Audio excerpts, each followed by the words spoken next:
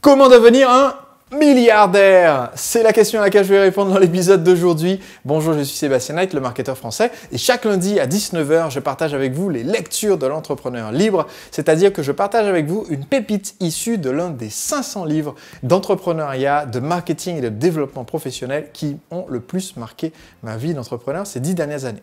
Aujourd'hui, j'aimerais vous parler d'un livre qui enseigne une méthode inspirée de nombreux exemples réels pour devenir milliardaire. Je sais que ça peut paraître une sacrée promesse quand même, mais la preuve est là puisque les nombreux exemples donnés dans le livre sont effectivement des entrepreneurs devenus milliardaires. Ce livre s'appelle « How to be a Billionaire » et il est écrit par Martin S. Friedson.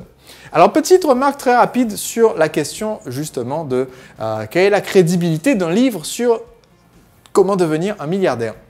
Il y a un petit nombre de livres intitulés en général « Comment être riche ». Il y en a littéralement 3 livres intitulés « How to be rich » écrits par des milliardaires qui ont été parmi les hommes les plus riches de leur pays, voire les hommes les plus riches du monde. Un de Ross Perot, un d'un milliardaire du Royaume-Uni dont je ne me souviens pas du nom ici, un excellent livre de Ray Kroc qui est la personne qui a développé McDonald's qui s'appelle Grinding It Out et une flopée de livres de Donald Trump sur comment devenir riche. Mais ce qui est intéressant, c'est que ce livre-là est l'un des rares livres qui étudie réellement le parcours des milliardaires, de nombreux milliardaires, pour essayer d'en retirer des principes. Donc, je ne dis pas qu'il s'agit d'une recette garantie, satisfaite ou remboursée pour effectivement atteindre le milliard, mais il y a de nombreuses idées très intéressantes là-dedans et de nombreux points communs dans les histoires de ces entrepreneurs qui sont partis de zéro, qui sont partis en créant leur propre entreprise et qui ont créé leur propre fortune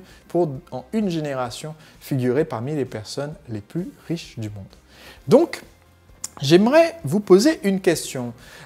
Quel est l'homme le plus riche du monde? Dites-le moi, c'est Bill Gates, à l'heure où je fais cette vidéo. Bill Gates est l'homme le plus riche du monde avec une bonne avance confortable en ce moment sur son ami Warren Buffett. Ce sont ces deux-là en général qui se disputent la première place depuis plus d'une dizaine d'années avec une richesse qui est allée jusqu'à 100 milliards de dollars pour Bill Gates, qui a descendu depuis la crise financière, mais il reste quand même loin en tête. Et dans cet épisode d'aujourd'hui, j'aimerais démonter un petit peu la fameuse loi de l'attraction. On vous dit souvent, vous avez sûrement entendu cela si vous êtes dans ce monde un peu du développement personnel et professionnel, notamment avec toutes les vidéos qui sont publiées sur Internet.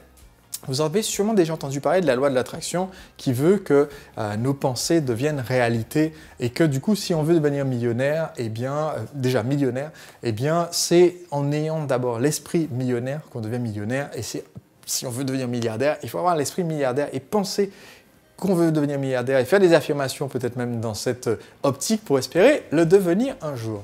Ce que j'ai trouvé très très intéressant, c'est que dans ce livre, donc de nombreux exemples sont donnés de parcours de personnes qui sont devenues milliardaires et une de ces personnes qui a inspiré le livre, c'est effectivement Bill Gates. Et ce qu'explique l'auteur, c'est que Bill Gates n'est pas du tout parti au départ du lancement de son activité de Microsoft en se disant « un jour je serai l'homme le plus riche du monde » ou « un jour je serai milliardaire ». Au contraire, il y a plusieurs citations en fait de Bill Gates à mesure qu'il développait son entreprise où au début de la société, il espérait qu'un jour Microsoft puisse employer 20 personnes. Pour lui, c'était l'image du succès le plus immense qu'on pourrait atteindre.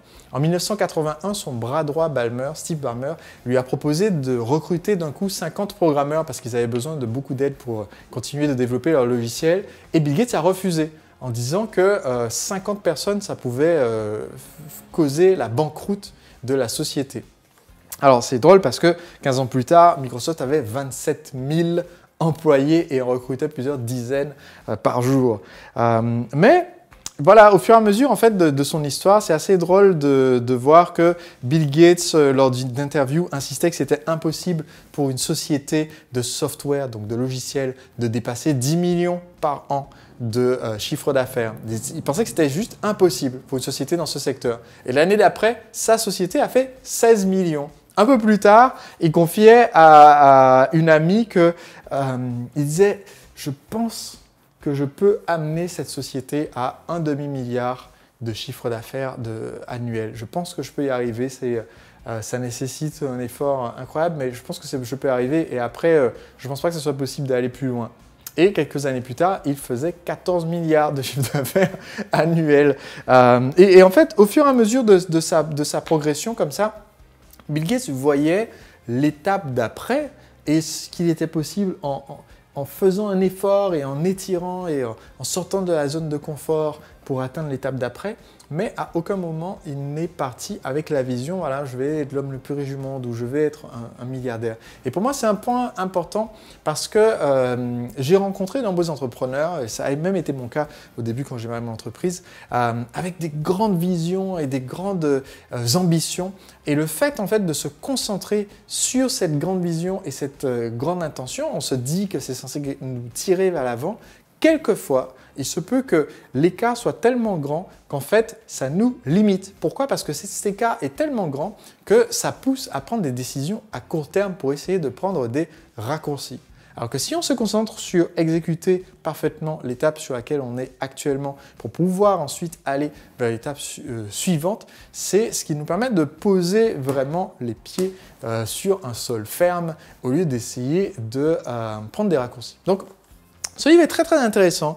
Une autre pépite à retirer de cet ouvrage How to be a Billionaire qui est intéressant ne serait-ce que pour voir les exemples concrets de personnes qui ont développé des entreprises à très très grande échelle et qui touchent des milliards de personnes à travers le monde dans l'alimentation, l'informatique, les services, l'aéronautique, etc.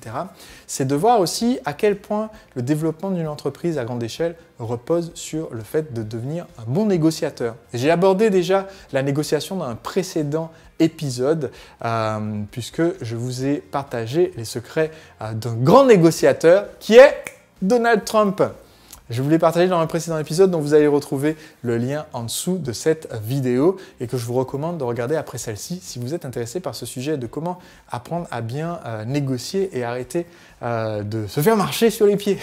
D'ailleurs, il y a une autre vidéo que j'ai partagée sur le sujet de comment éviter de se faire manipuler et d'être trop gentil, qui est aussi intéressante à regarder en complément de celle sur la négociation. Donc voilà.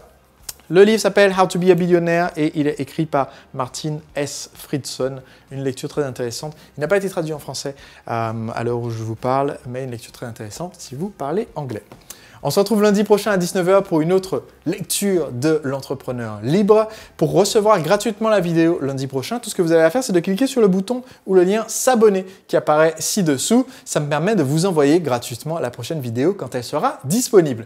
Et d'ici là, si vous n'avez pas encore reçu mon livre « Le secret des entrepreneurs libres », eh bien sachez qu'en ce moment, je vous l'expédie gratuitement. Dans ce livre, vous allez apprendre comment vous pouvez automatiser vos ventes, vous libérer énormément de temps, de façon à ce que votre entreprise vende vos produits 24 h sur 24 et fidélise vos clients sans votre présence constante.